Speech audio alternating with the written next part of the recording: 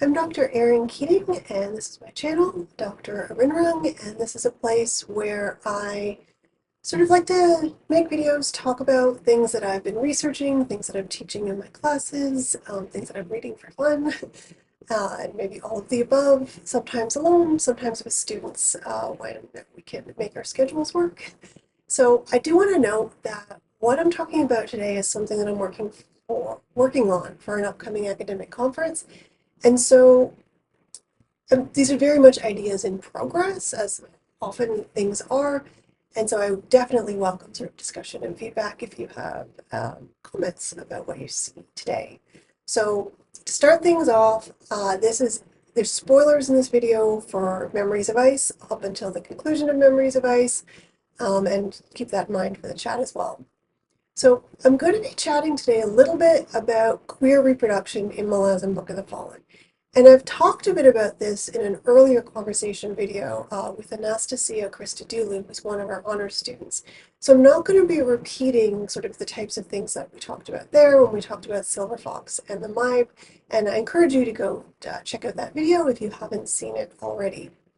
But for this one, I want to bring the work of queer theorist Lee Edelman and some affect theory by Sianne Ngai and a few others to talk about the children of the Dead Seed and to some extent their relationship to Talk the Younger. And of course, there's a lot to unpack with both of these topics. So as always, I'm interested in hearing what you think about what I've said and elements I've not talked about, right, from the books in the comments, because there's too much to cover any topic really when we're talking about Erikson's series. I like to sort of emphasize always that, talking and analyzing books, it always is a conversation, not a monologue, even though this feels like a monologue at times. But even if it's asynchronous, right, it's mediated through text, through reading other people's works, through watching other people's works, and through comments and whatnot that you might have on a YouTube video like this or online, right, on Reddit and other areas. So it is always conversation, and thus always, I think, open and living and moving and breathing in fun ways, which is one of the things I love about literature and studying it. So let's move to the theory. In his book No Future, Queer Theory and the Death Drive, Lee Edelman criticizes what he calls the coercive universalization of a futurity whose telos is the image of the child. And so to unpack that a little bit, Edelman persuasively argues that a vision of the future that is imagined exclusively through the image of the child is so omnipresent in North American society that it's a fully nonpartisan issue, right? What Edelman calls extra-political. Though, of course, which particular child matters more is where political lines often get drawn in liberal societies. So, to quote Edelman on this sort of phenomenon, for politics, however radical the means by which specific constituencies attempt to produce a more desirable social order, remains at its core conservative. And he means conservative not in a partisan way, just in a, averse to change, this sort of thing, very sort of stable, if you will. Insofar as it works to affirm a structure, to authenticate a social order, which it then intends to transmit to the future in the form of its inner child. That child remains the perpetual horizon of every acknowledged politics, phantasmatic beneficiary of every political intervention, right? And so what Edelman is really saying here is that in our North American society, despite the radical differences, right, politically speaking, between different groups of different people, different religions, different cultures, and these sorts of things, is this unifying belief in the figure of the child as the future, right? So this idea. And so what Edelman's criticizing here is that the seeming impossibility within a Western mindset of both imagining and pursuing a notion of futurity outside the figure of the child. And Edelman, in his own work, takes us in a direction that I'm not going to pursue today. A direction that celebrates non-reproductivity and to some extent a disavowal of futurity itself. which has been quite controversial, though also influential in queer theory debates and whatnot. So if you are interested in that, check out his book below. Of course, the information is always there in the description of the video. But what I do want to do today is bring this critique of the emphasis on the child as the only imaginable form of reproductive futurity into conversation with Erikson's representation of the children of the dead seed, and talk the younger's fate in Memories of Ice in particular. So before I get there, I should sort of address children in Malazan, because of course, as any fan of the series knows, there's a great deal of emphasis in Malazan Book of the Fallen on the motivating factor of the suffering of children, right, for the characters, for the readers. And so the line that always gets cited when discussions of the most important themes in the series appear on Reddit is the conversation between Duiker and Lull from chapter 12 of Deadhouse Gates. And just to remind everyone of what that is, it opens with that line, "Children are dying." Lull nodded. That's a succinct summary of humankind, I'd say. Who needs tomes and volumes of history? Children are dying. The injustices of the world hide in those 3 words. Quote me, Duiker, and your work's done. While I agree, certainly, that this is an incredibly important theme in the series, right? Meant to activate the empathy of the reader. I also need to note here the irony in this conversation, right? Because if we didn't need the tomes of history, if it really were the sort of that simple, why write Malazan Book of the Fallen, right? And why all these texts that crowd the epigraphs throughout the series? Because of course it's not that simple. And we see that in many ways throughout the series. But to keep it within the spoiler tag, including Itkovian's arc at the end of Memories of Ice, right? So this idea that it's actually quite easy to empathize with the suffering of children and to care about that, because that is what sort of the futurity of our society is modeled around, and sort of also plays into innocence, but that's sort of another aspect. But it's another level to take the pain, as Itkovian does, from an entire genocidal race, and to empathize with that type of activity. But I digress. So to move us back to what we were talking about, the point is I'm not saying that the importance of children as futurity is not present in the series. Certainly it is. What I am saying is that its universality is challenged through other forms of reproduction and through a grotesque satire of heterosexual reproductivity.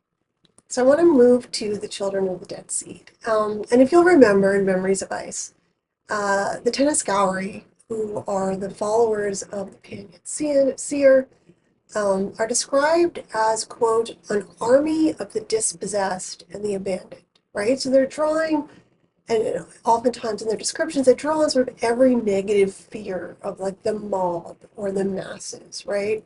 They're completely under the sway of their fanatical devotion to their leader. They're used as human fodder in this sort of crusade to spread tyranny across the continent for various reasons, which, no spoilers. And they are an unwashed, quote, mass of humanity, right? Religious fanatics who enthusiastically engage in cannibalistic practices. So there is a lot that is disturbing in their representation in the novel. But for this video, I want to focus on the cult's grotesque version of heteronormativity, what I'm calling necro-reproduction, which produces the children of the dead seed, right? The first of whom is an aster.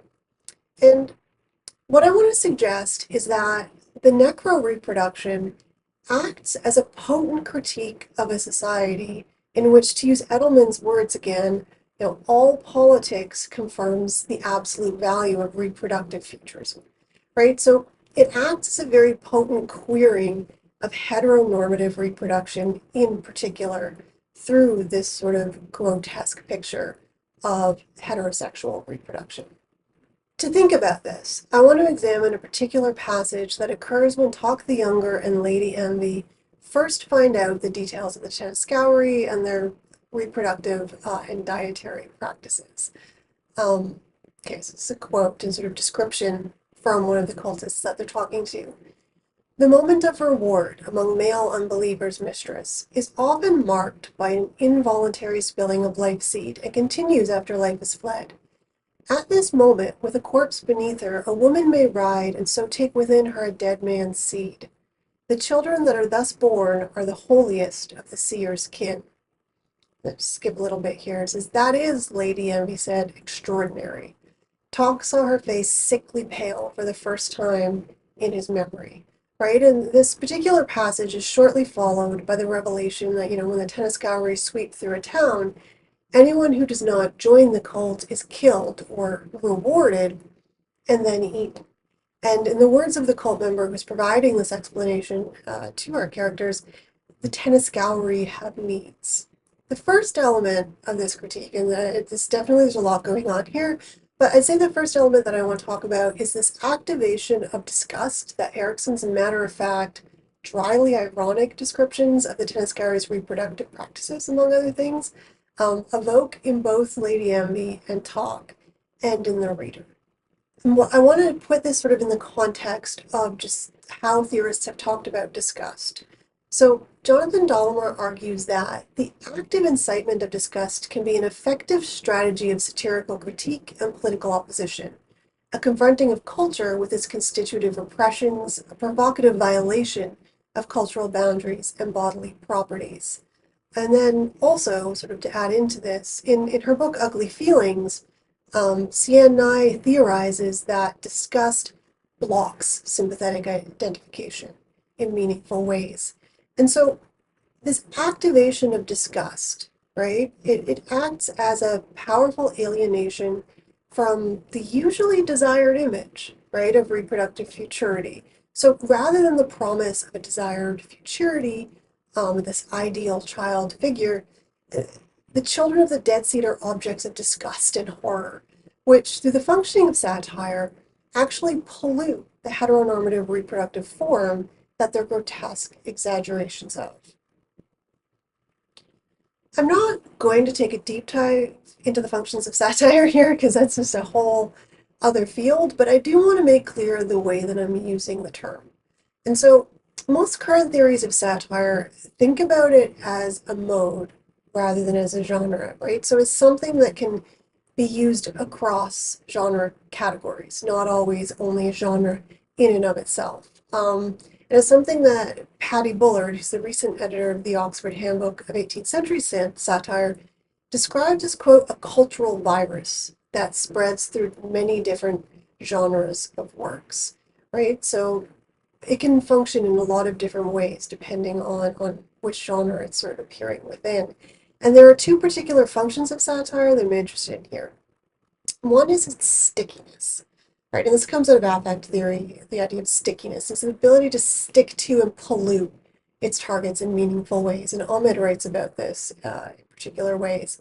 So this idea that just that representation sort of sticks almost in the memory, right? It sticks to the thing that it is satirizing in a way that pollutes it and pollutes sort of one's view and thoughts of it in meaningful ways. And so the other function I want to think about is from Sean Silver, who's also writing in that Oxford Handbook. And what Silver says is he writes that satire, quote, creates distinctions between and within social groups and creates ideological boundaries between in and out groups. But it does this by harnessing these community boundaries to a second set of distinctions, fundamental cognitive sorting work between persons and things, cleanliness and dirt, right? And so in thinking about this as sort of grouping, the novel is grouping these children on the side of the dirt, right? It's emphasizing the grotesque reproductive heterosexuality, the necro-reproduction of their creation in a series that doesn't actually have a lot of, or any, I mean, correct me if I'm wrong on this, I'd love to see it, but doesn't have many positive representations of heterosexual reproduction. And so Erikson's making it very difficult, right, for readers to universalize the promise of the child as this sole figure of futurity. And our potential empathy for these particular children is blocked by the disgust caused by their conception and by that necro-reproduction that has created them. And this is brought into also ideas of kinship with the description of the children in that passage as the holiest of the seer's kin, right? So it's sort of brought into a sort of family vocabulary where the seer stands in as a father in place of the dead unbelievers who merely, provided the sperm. And yet, Talk's description of the children and their mothers rejects that earlier narrative put forward by the cult member. To give this a bit of context, this is when Talk is sort of worried that Anastar has realized that maybe, has realized who he is, right? So he's currently with the Ten Scour, he's currently with the cult members in disguise, if you will. And you have this passage. It says, reality itself had surrendered its rules. The living conceived by the dead, the savage love in the eyes of the women as they mounted a dying prisoner, the flaring hope that they would take within them the corpse's last seed as it fled, as if the dying body itself sought one last chance to escape the finality of oblivion. Even as the soul drowned in darkness, love, not lust, these women have given their hearts to the moment of death, should the seed take root. And then sort of a little further on, sort of bring this home, it's this following passage. There was a poison within the Panian seer, and whatever God spoke through him, a poison that seemed born of familial memory. So note the bringing in of kinship and family. Memories powerful enough to dismember those most ancient bonds. A child betrayed, perhaps, a child led by the hand into terror and pain. This is how it feels, all that I see around me. Anastar's mother, reshaped, malign, rack-born to a nightmarish role. A mother not a mother, a wife not a wife, a woman not a woman.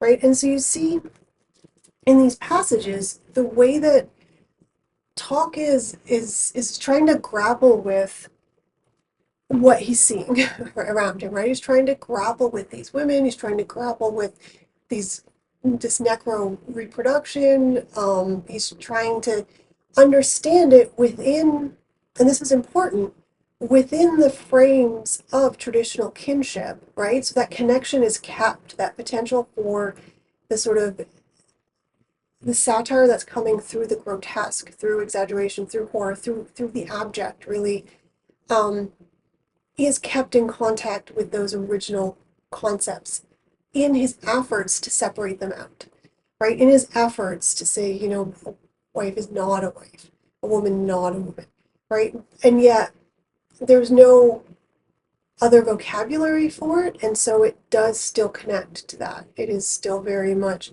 a part of these familial relations, and thus tarnishes potentially, or at least at the very least makes us think about the way we're approaching these relations themselves, particularly when we're talking about them, thinking about them as completely universalizable and as something that's natural, right? As opposed to being something that is a product of history, a product of culture.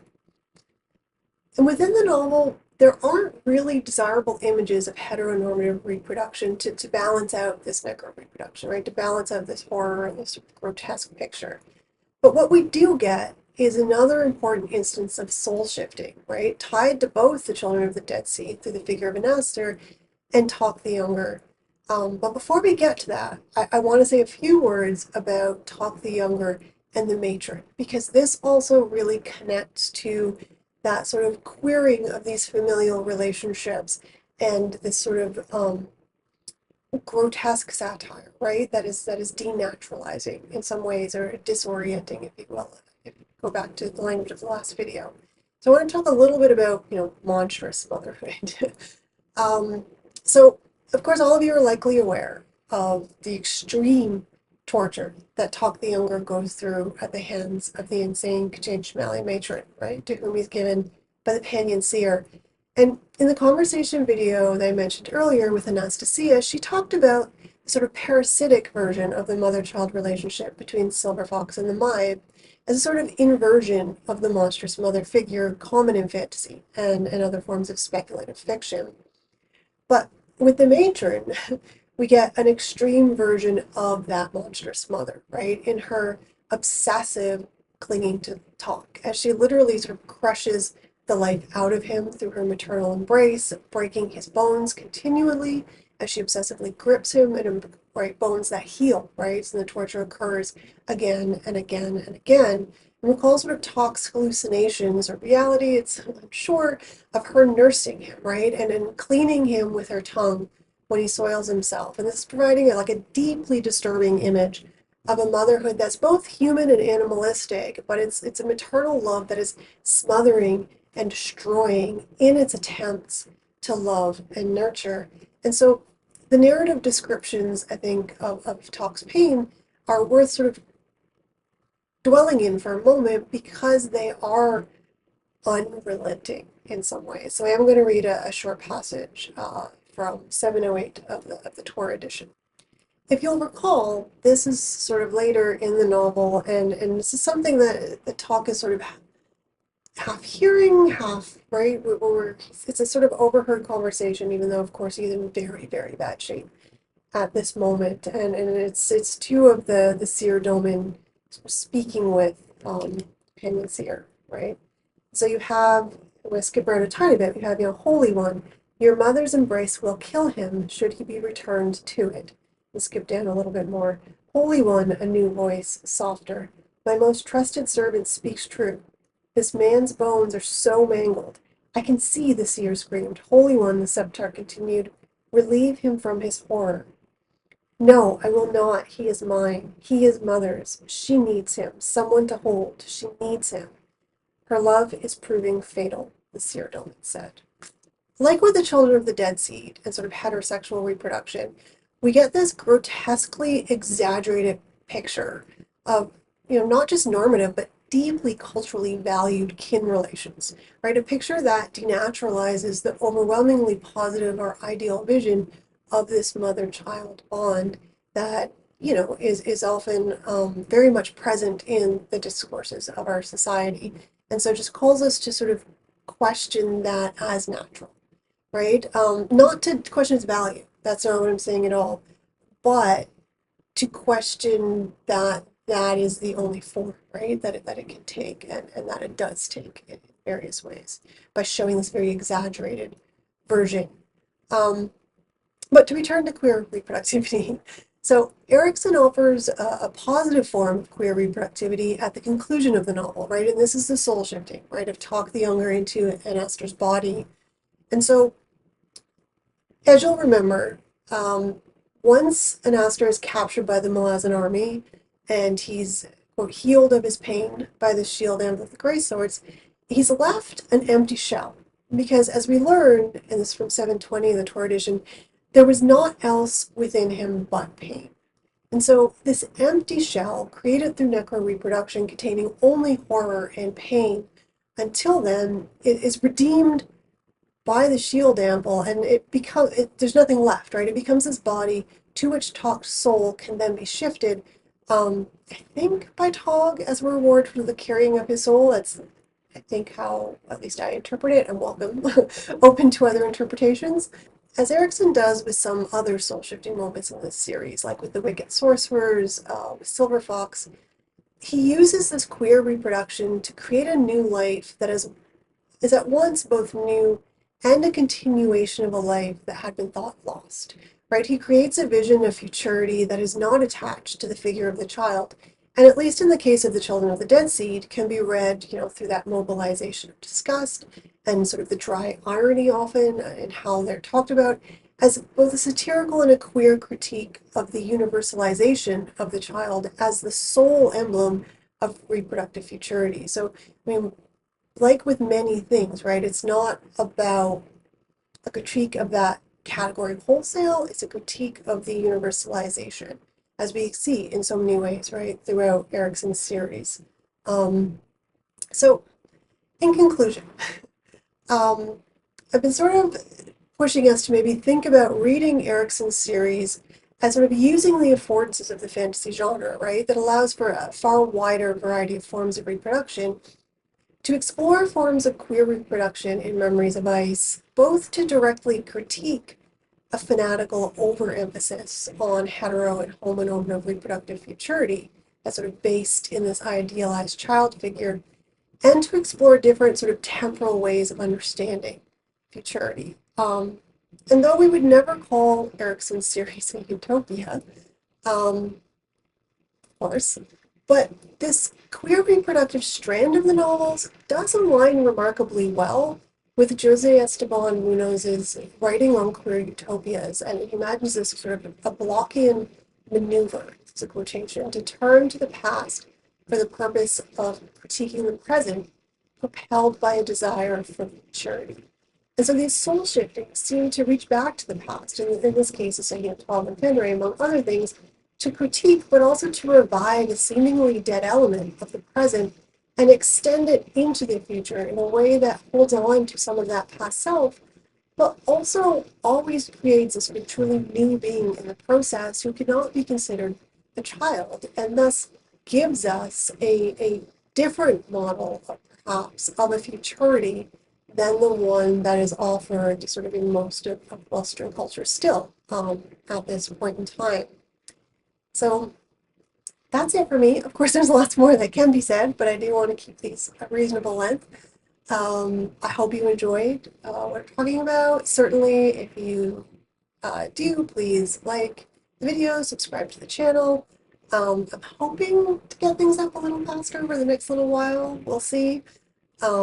See how things go in terms of my workload, but I am really enjoying doing this, and I hope that you enjoyed it as well. So thank you.